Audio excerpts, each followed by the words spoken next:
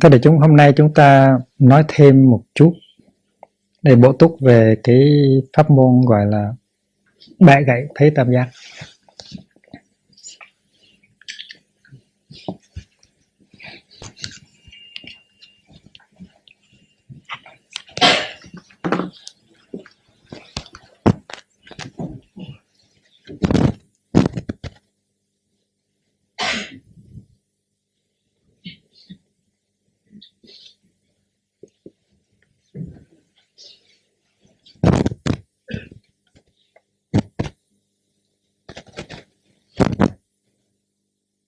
Khi mà nhân vật A nói, tuyên bố hoặc làm cái gì đó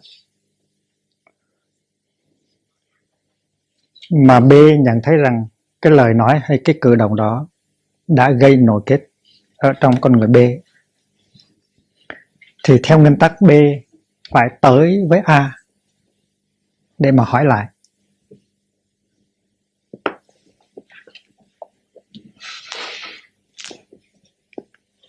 Tại vì B làm như vậy là trên cái căn bản rằng nhận thức rằng là cái tri giác của mình có thể sai lầm.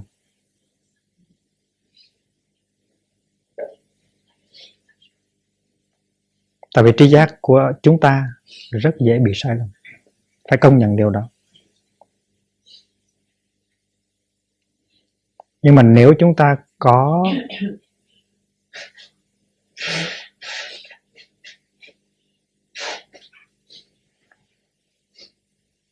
cái ý thức, có cái chánh niệm rằng tri giác chúng ta có thể sai lầm, thì nó đã đỡ cho chúng ta rất nhiều rồi. Có thể mình đã nghe lầm, có thể mình đã thấy lầm.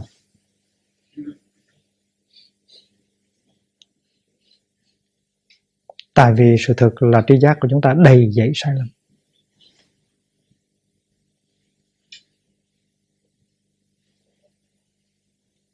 Vì vậy cho nên cái cảnh giác đó nó giúp cho mình đừng có nắm chặt lấy cái tri giác đó, mà phải đem ra thí nghiệm lại, tức là phải tới với A để hỏi lại một lần nữa.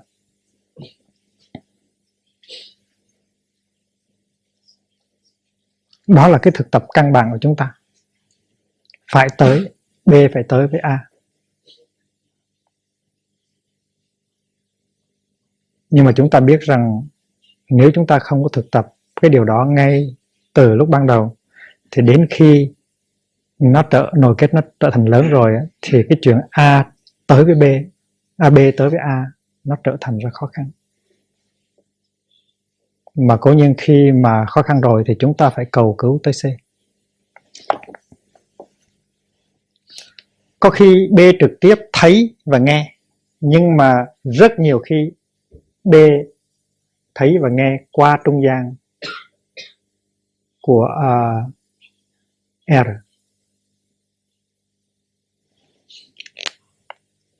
Chuyện này thường xảy ra, mình không có trực tiếp nghe, mình trực tiếp thấy, mình học được điều đó qua trung gian của một nhân vật khác gọi là R. Chuyện này nó xảy ra hàng ngày. Thì phân tích mà cho kỹ lưỡng thì mình thấy rằng khi mà lặp lại một điều của một người khác nói cho một người khác nữa, đó là một điều rất là nguy hiểm. Đó là một điều rất là nguy hiểm. Tại vì ít khi mình có thể học lại đúng như là những cái lời của người kia nói, tại mình không có nhớ.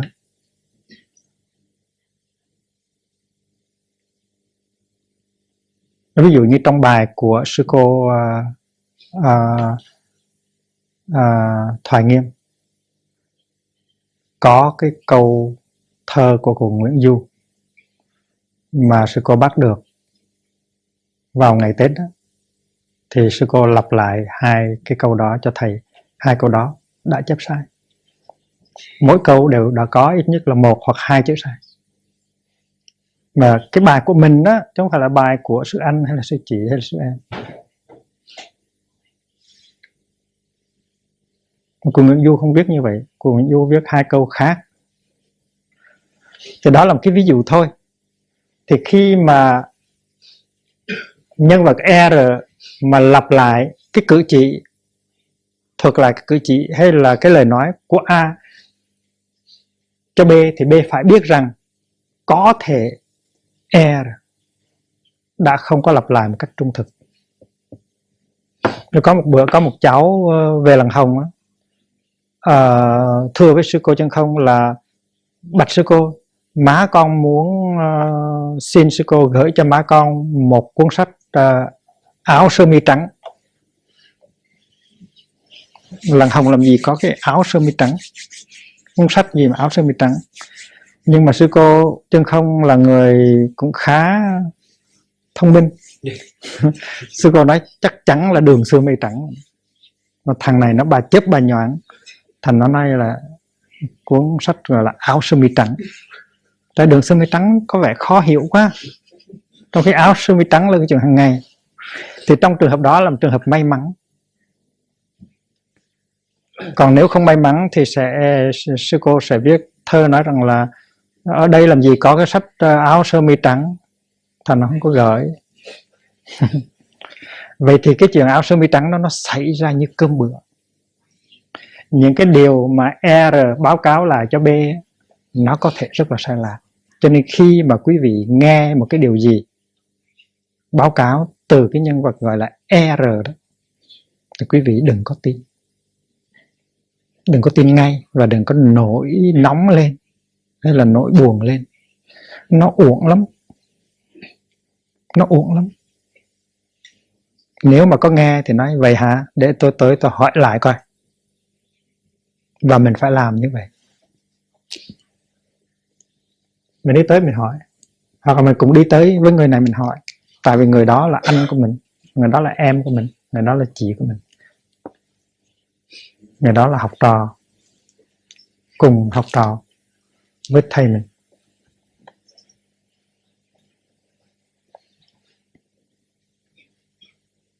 Và cái hạnh phúc của chúng ta nó tùy thuộc vào sự thực tập này rất là nhiều. Trong khi giảng dạy cho người đời thì thầy có đem cái ví dụ của một cặp tân hôn, hai người trẻ cưới nhau, và chỉ nội trong 15 ngày sau khi cưới thì họ tổ chức một cái buổi tiếp tân. Mà trong cái lễ tiếp tân bạn bè tới rất nhiều, thì người thiếu phụ trẻ nhận thấy chồng mình ăn nói rất là ba hoa, tức là nói quá sự thật, tại vì muốn cho oai đó, nói quá sự thật.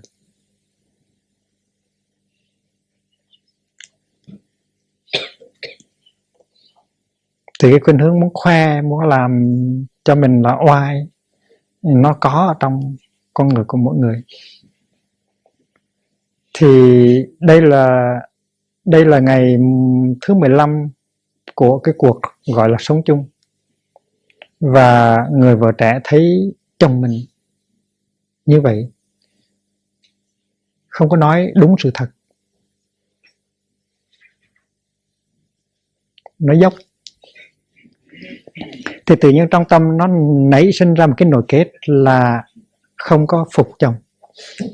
Tại trước đó mình coi anh là trời thần, nhưng mà bây giờ mình thấy anh nói một cái điều không có thật.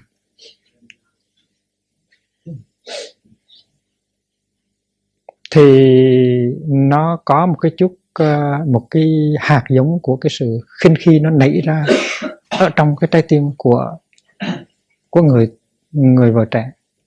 Và mình biết đó là một sự đe dọa. Tại vì khi mà mình không có kính người kia thì mình không có thương trọn vẹn. Và không thương trọn vẹn thì không có hạnh phúc.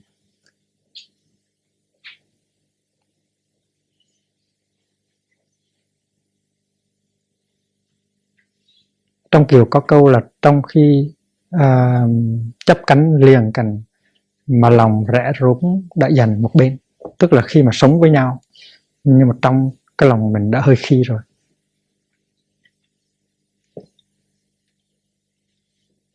Đó là lời nói của Thúy Kiều khi mà Kim Trọng tính ôm Thúy Kiều. Đó là trước hôn phối. thì Thí Kiều xe ra một bên nói anh đừng có làm như vậy. Tại vì nếu chúng ta không có giữ lễ giáo mà chúng ta có liên hệ nhục thân bây giờ đấy, thì sau này đến ngày cưới trong anh sẽ có hạt giống của sự khinh khí em, và như vậy hạnh phúc của chúng ta không có đầy đủ. Một cô gái đó đã có tuệ giác mà lòng rẽ rúng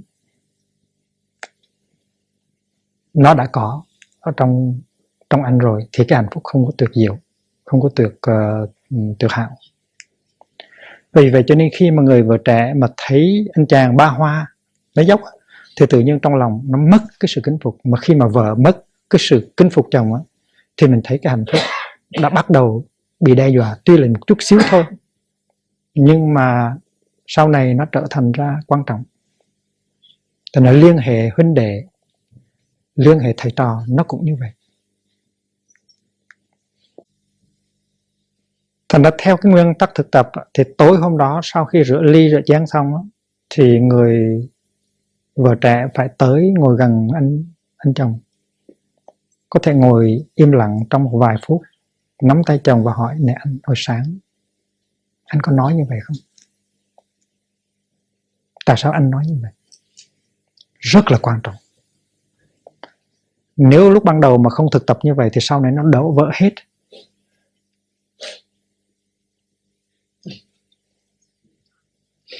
Thì có thể có hai trường hợp. Trường hợp thứ nhất là cô ta có vọng tưởng, tức là cái thấy sai lầm, thì anh chàng có cơ hội giải thích cho cô: "Anh nói như vậy là đúng, là tại vì em chưa biết đó, sự thật nó như thế này, thế này, thế này." Đó là trường hợp thứ nhất. Trường hợp thứ hai là anh chàng quả thật là có nói dốc, thì anh nói rằng: "Anh xin lỗi, từ rồi về sau thì anh sẽ không làm như vậy, tại vì làm như vậy chứng tỏ rằng anh không phải là người trung thực." Và khi mà hai vợ chồng có được 2 hay 3 phút đồng hồ để giải tỏa cái nối kết đó nơi người vợ trẻ, thì cái khối nối kết nó tan. Nếu không thì nó còn đó.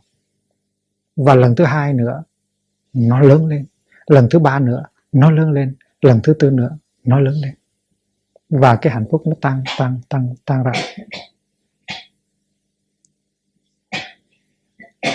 Có một thiếu phụ đã sống với chồng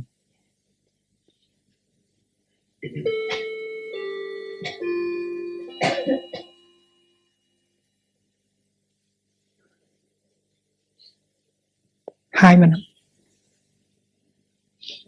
mà cái nội kết đầu của cô ta đối với anh chàng chưa có thể nói ra được. Là trước ngày cưới cô ta có đọc một số sách và cô ta rất thích, cô ta muốn giữ làm gia bảo. Nhưng mà đến ngày cưới dọn nhà thì anh ta không cho mang theo những cái sách đó, tại vì sợ gây lộn, ngày đầu không có tốt, cho nên cô ta nhịn. Rồi thì bận rộn về công việc hàng ngày này kia cái nọ, thành ra không có nói tới, rồi nói rằng chả cái chuyện ngày xưa nói tới làm gì nữa. Thêm buồn, thêm bực, và cứ nuôi dưỡng cái nỗi kết đó, rồi thì cộng thêm những cái nỗi kết khác nữa. Thành ra đến cái năm thứ 20 thì nỗi kết ở trong cô đầy giấy. Và trong một khóa tu kia thì cô biết rằng phải giải tỏa nỗi kết mới có hạnh phúc. Thành ra trong cái công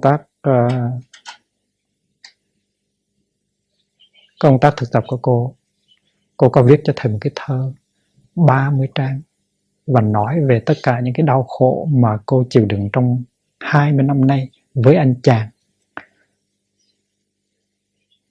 Và nói: "Bạch thầy, ngồi trên máy bay, thầy đọc cái thơ này cho con." Đọc xong thì thầy mở cửa máy bay, thầy vứt xuống dưới biển. Làm như là mình ngồi trên đó, mình mở cửa máy bay vứt xuống dưới biển được. Tất cả những cái đau khổ chứa chất mà con đã chứa chúc trong vòng 20 năm.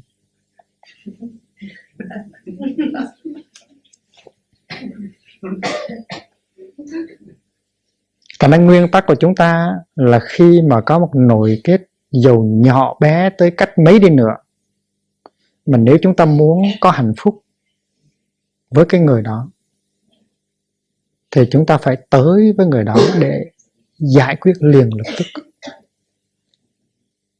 Mà chúng ta đã được trao truyền những cái phương pháp là tới với người đó thì phải lặng lẽ, phải tươi cười.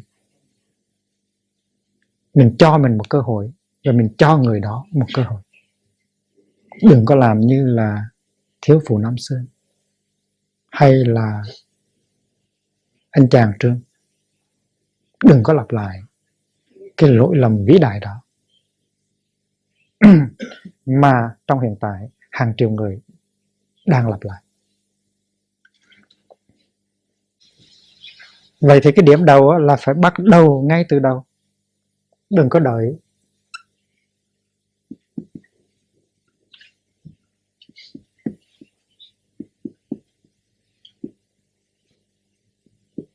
Đừng có đợi đến khi nội kết nó nhiều rồi mới làm. Phải cần tới C. Điều thứ hai mà mình cần phải học đó, là khi mình nói ra một điều gì đó về một người nào thì tốt hơn là mình nói trực tiếp với người đó, mà đừng qua trung gian một người thứ hai. Bất đắc dĩ mới nhờ một người thứ hai nhắn. Và có khi mình không có nhắn, nhưng người thứ hai nghe rồi về lặp lại với người này. Có khi chúng ta nói một điều gì về một người thứ hai, về một người thứ ba, thì chúng ta lại dặn đừng có nói cho anh nó biết tôi nói như vậy, đừng có nói cho chị đã biết tôi nói như vậy, đừng có mét thầy.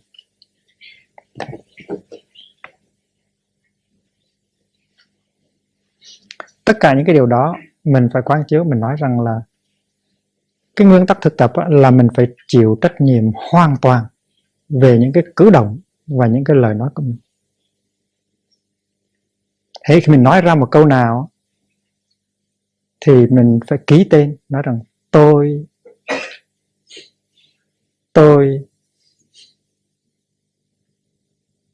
xác nhận, tôi chịu trách nhiệm về những cái lời mà tôi vừa mới nói. Phải như vậy. Dầu là mình ở một mình ở trong phòng tối.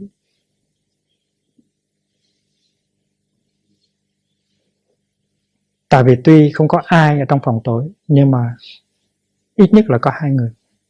Một là mình, và hai là Bụt ở trong mình.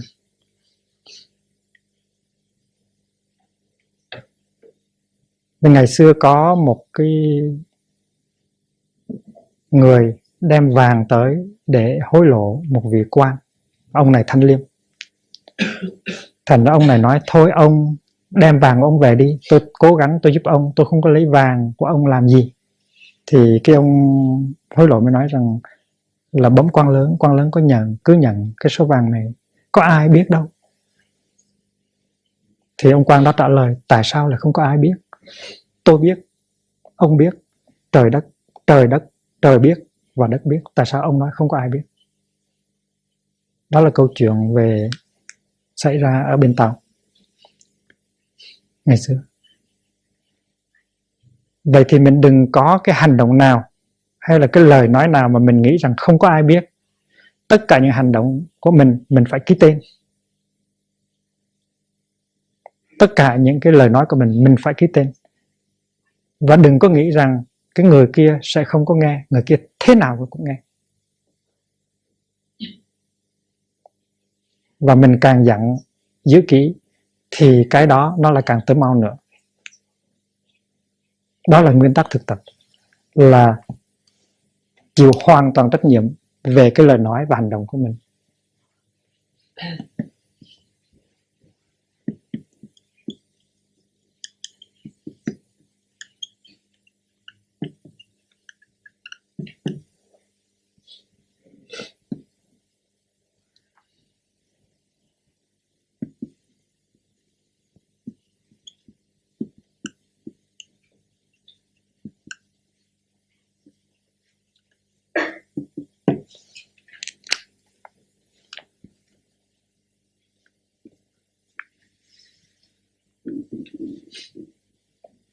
Có khi mình nói như vậy mà tại sao thầy biết được à?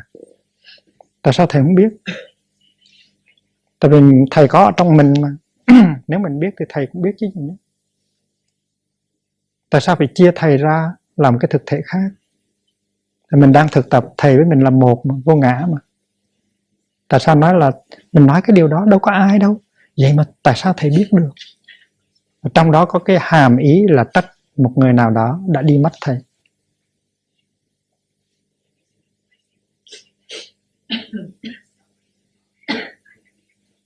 Mà trên cái sự thực tập của mình là bất cứ một cái gì xảy ra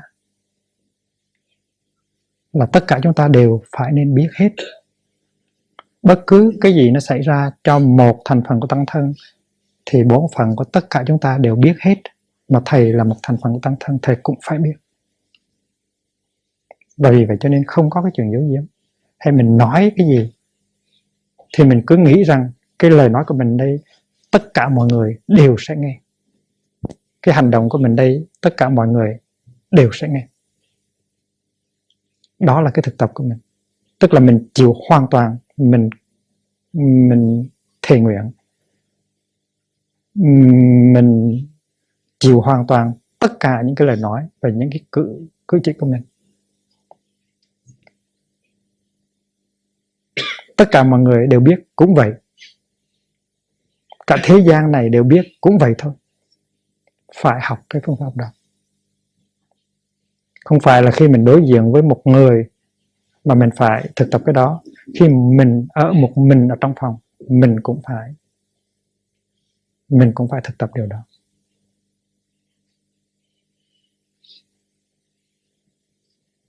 Không có cái gì mà trong tương lai nó không có được hiển lộ ra.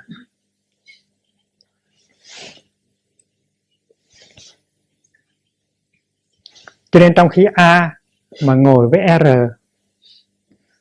mà nói về B thì A phải có ý thức rằng tất cả những cái điều mà mình nói với R, B có thể sẽ biết hết. Và vì vậy cho nên A nói rằng tại sao mình phải nói với R, tại sao mình không có tới thẳng với B mà nói, nó an ninh hơn. Tại vì dầu cho R có lặp lại đúng từng chữ của lời mình nói thì B vẫn có thể hiểu lầm mình như thường. Tại cái giọng nói nó đã khác rồi. Cùng những chữ đó nhưng vì cách nói nó cho ta một cái cảm tưởng khác. Như cái câu rất tầm thường nói tại sao không đi ăn cơm đi, mình có thể nói bằng cách khác, nó trở thành một sự trách móc.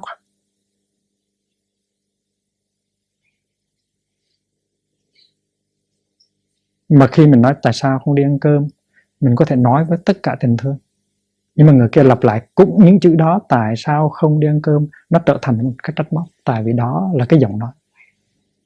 Chúng ta phải biết hết tất cả những cái điều đó để chúng ta thấy cái sự nguy hiểm là muốn nói cái gì về B, hãy đến nói trực tiếp.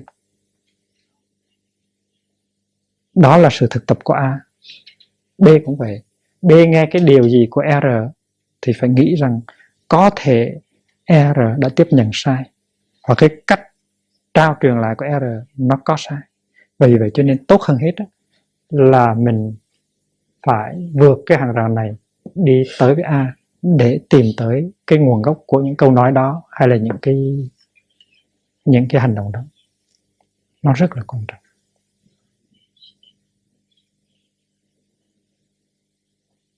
Nếu chúng ta không có nắm vững được những phương pháp này thì chúng ta không có thể thiết lập được, tạo dựng được một cái tăng thân có hạnh phúc. Mà quý vị đã dư biết rằng nếu không có cái tăng thân có hạnh phúc thì sự chuyển hóa của những thành phần tu học trong tăng thân nó sẽ rất là khó khăn.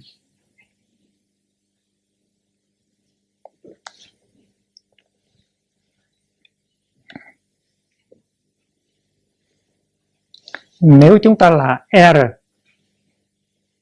thì chúng ta phải thực tập cho lắm. Nếu chúng ta nghe A nói về B thì chúng ta phải nói rằng tại sao anh không có nói thẳng với B đi. Những cái điều này tôi nghĩ rằng là anh nói thẳng với B đi.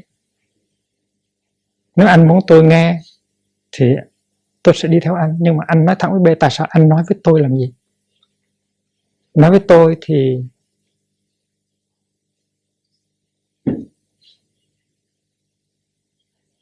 có thể là tôi nói với người khác, rồi tam sao thất bổn, rồi có sự hiểu lầm. Và liên hệ của chúng ta, giữa chúng ta là liên hệ anh em mà. Tại sao chúng ta không nói thẳng? Là phải thực tập như vậy. Và trong trường hợp mà phải báo cáo lại một cái điều mà thấy cần thiết á, thì phải nói rằng là em nghe như vậy đó, nhưng mà em không có chắc được. Muốn cho chắc thì anh phải trực tiếp với người kia để hỏi. Có thể là em nghe lầm, có thể người kia nói không rõ. Thì khi mà B tới với A, nó có rất là nhiều cái lợi. Cái lợi thứ nhất á, là A có thể có trường hợp giải thích cho B để B tan nội kết. Thứ hai là A thấy A đã lầm lỗi, A tự hối, A nguyện rằng sau này sẽ không làm như vậy nữa. Đó là hai cái lợi rất là lớn. Con đường ngắn nhất là con đường thẳng.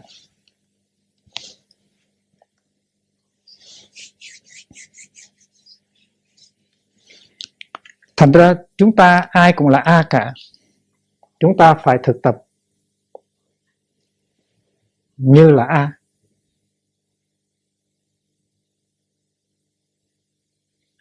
Chúng ta ai cũng là B cả.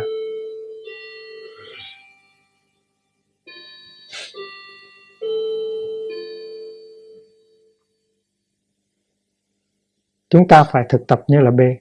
Chúng ta ai cũng là rồi cả. Chúng ta phải thực tập là R. Ở trong ta có ba cái nhân vật đó.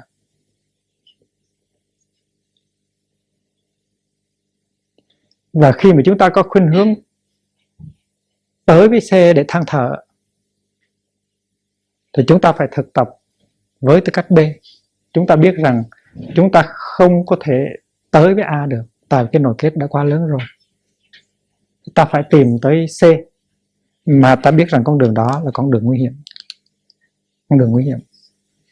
Tại vì chúng ta biết rằng C thường thường là cái người mà ta có cảm tưởng mà ta có thể liên minh chống A được, ta mới tới. Thành ra mình phải hỏi rằng khi mình tìm tới C, có phải là mình đang tìm tới một liên minh để than thở hay không?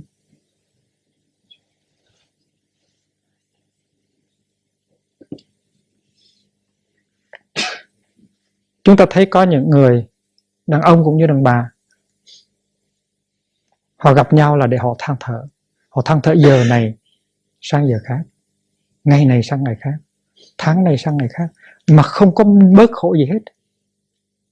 Cho đến nỗi người kia nghe nhiều quá, nhàm quá, và vậy bên này cứ nói.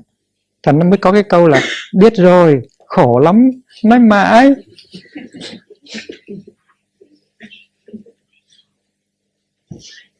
Thành ra cái chuyện than thở nó không có đi tới đâu hết. Và mình cứ tin rằng mình đau khổ như thế này, mình than thở nó sẽ bớt. Mà than thở này có thể là tưới tẩm hạt giống trong mình và tưới tẩm hạt giống trong người kia. Chỉ trừ khi mình đi cầu cứu. Mình đi cầu cứu, mình tới với C thì tới được, nhưng mà phải tới với cái mục đích là đi cầu cứu. Và phải ý thức được rằng C không phải là cái thành phần mà mình muốn liên minh để chống lại B. Cái đó rất là quan trọng. Trong tăng thân chúng ta biết đó, là có những thiền sinh họ không có vững chãi gì hết, mà trong sự tu tập thì họ được dạy rất rõ ràng là khi mình không có vững chãi thì mình phải tìm chơi với cái người vững chãi và tránh những cái người không vững chãi khác. Ấy vậy mà mỗi khi có vấn đề, có khó khăn, có khổ đau, họ cứ tìm tới những người không vững chãi để chơi. Quý vị có thấy rõ không? Tại vì đó là khuynh hướng đi tìm một cái tâm hồn bầu bạn để chia sẻ những cái khổ đau. Cái khuynh hướng đi tìm tới những cái người cùng khổ đau như mình, cùng niềm giận như mình, là khuynh hướng rất tự nhiên của con người, và mình phải chống lại cái khuynh hướng đó. Khi mà mình cần một người, khi mà mình thiếu vững chãi thì mình phải đi kiếm một người có sự vững chãi để mình tìm tới. Vì vậy cho nên nếu B không có tới với A được thì phải cái C mà mình tìm tới mình phải chọn rất là kỹ, và với mục đích không phải là để than thở, để liên minh. Không than thở, không liên minh.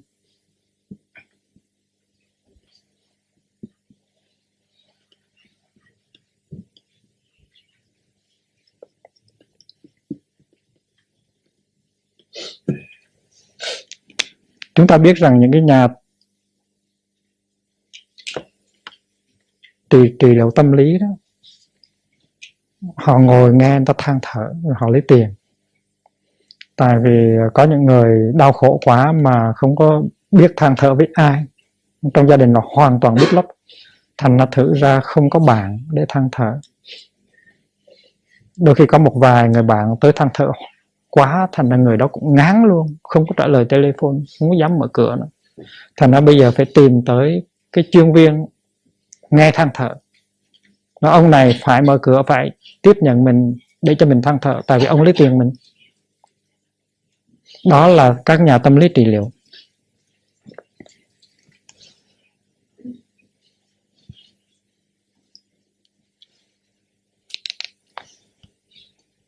Và vì vậy cho nên thực tập không nghĩa là than thở, không nghĩa là đi liên minh, mà cầu cứu,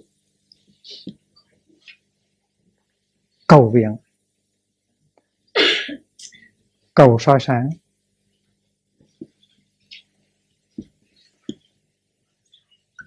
cầu giúp đỡ, cầu hỗ trợ.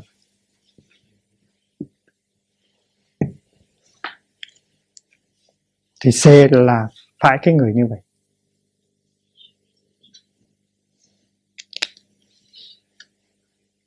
C phải ngồi lắng nghe. Lắng nghe để dùng chánh niệm tuệ giác của mình để soi sáng cho B. Và nếu cần thì C hỗ trợ cho B. Hỗ trợ cho B để B có thể trở về với A được và giải quyết những nỗi kết. Và C cùng đi với B để tới với A. Và như vậy thì C bẻ gãy thế tam giác. Không có bao giờ thế tam giác thành hình được hết nếu mà C thực tập.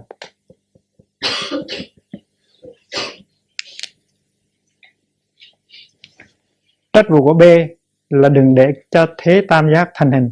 Nhưng mà B có thể không tu, không thực tập, cho nên đã tạo ra hai đường của tam giác. Và bây giờ đây là cơ hội cho C phải làm thế nào để đừng có tạo thành thế tam giác. Chúng ta biết rằng cái sự thật nó không phải là tam giác, nó nhiều hơn tam giác. Tại vì C sau đó có thể đi với D, rồi D có thể đi với H. Nó tạo ra một cái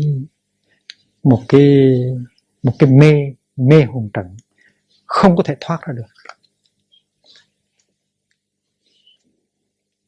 Mê hồn trận dịch là maze, tiếng Anh là maze.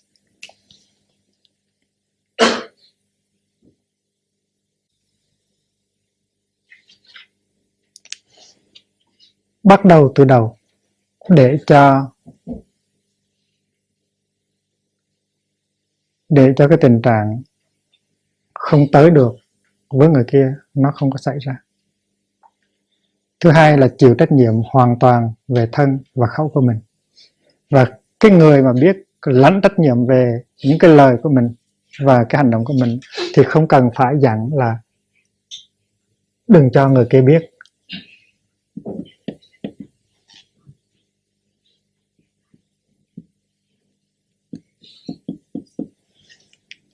Cái người thực tập không có cần phải dùng cái đó.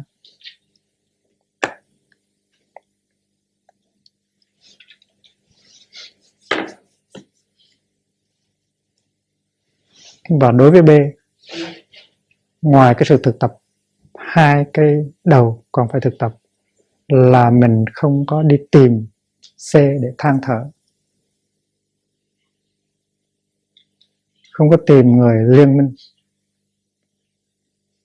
mà mình tìm tới một người mà với người đó mình có thể cầu xin được sự soi sáng cho mình. Đôi khi người đó soi sáng cho mình hết giận A liền lập tức, khỏi cần tới A. Nếu tới thì nói xin lỗi chị, hôm trước em hiểu lầm chị, em có tội lắm, nhưng mà nhờ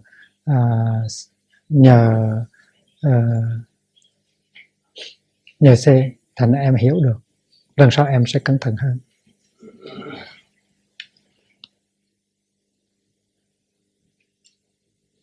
Và cầu hỗ trợ. Chúng ta phải thực tập cho thật vững chãi,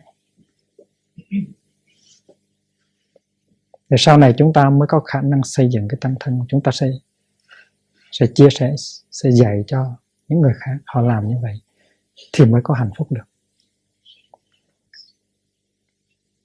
Cái hạnh phúc trước hết là hạnh phúc của chính chúng ta.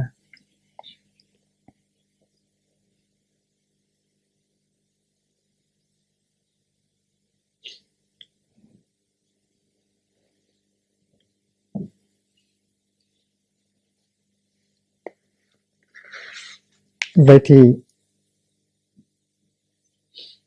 khi chúng ta nói,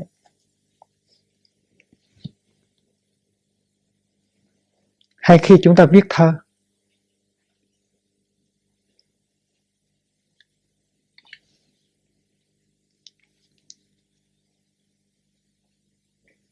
thì chúng ta nên nhận cái trách nhiệm của lời chúng ta nói và lời chúng ta viết thơ.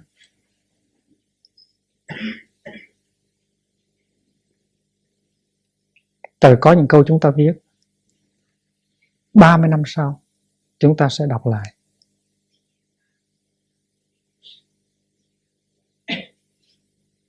mà cái câu đó sẽ do một người khác đưa cho chúng ta đọc lại, và chúng ta không có ngờ cái người đó có thể đọc được cái câu thơ đó, câu trong lá thơ đó.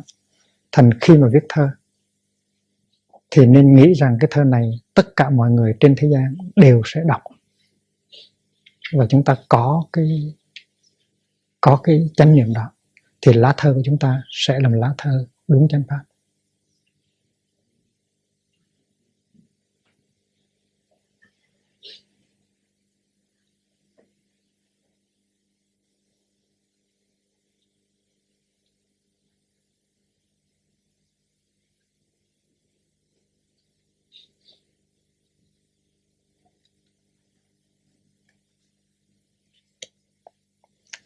Khi mà mình nói ra một cái điều mà mình không có chịu trách nhiệm với cái điều nói đó, thì nó có thể đưa ra tới 100.000 cái sự rắc rối sau này.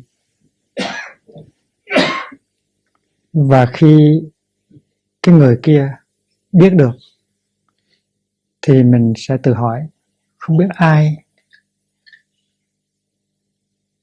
đã mất.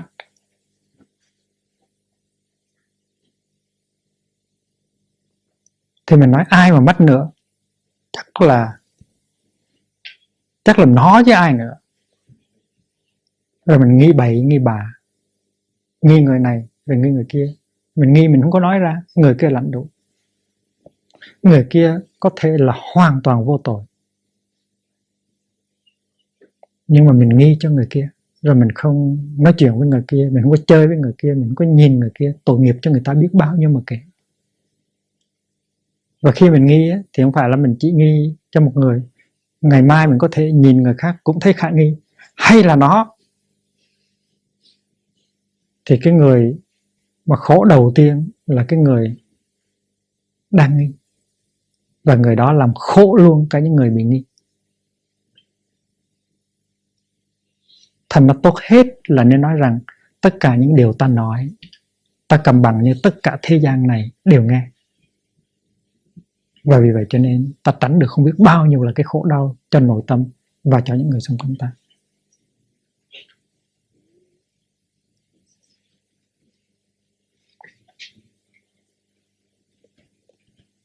Thành ra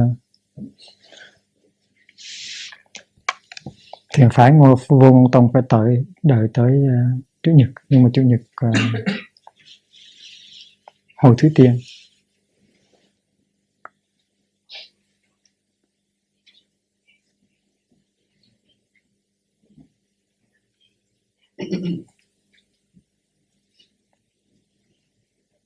Và chúng ta pháp đàm cho kỹ lưỡng về cái đề tài tam giác này. Chúng ta đem những cái kinh nghiệm có thật ra, chúng ta nói với nhau, và chúng ta sẽ thấy rằng pháp môn rất là mầu nhiệm, mà chúng ta có thể làm được.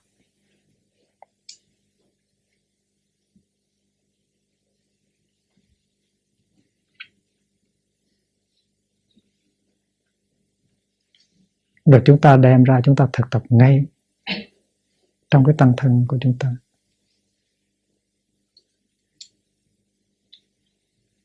Và chúng ta có thể trở nên